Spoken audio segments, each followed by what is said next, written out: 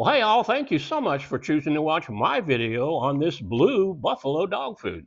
This dog food was recommended by my vet. She said it was super high quality food packed with the nutrition that my dog needs. Now, personally, I don't know about all that, but I do know I was concerned that switching dog food might cause my dog to have diarrhea.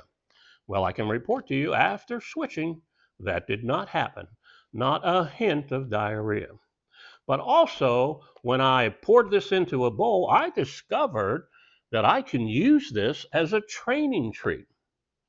Let me pour some into a bowl so you can see it. I'll zoom in and you'll see why. Not only does it make great dog food for your dog, it makes a great training treat. This is the chicken and brown rice recipe. Let's zoom in and take a closer look. And as you can see, the chunks are uniform in size and small enough to serve as ideal training treats, allowing my dog to eat them quickly and maintain the flow of our training session.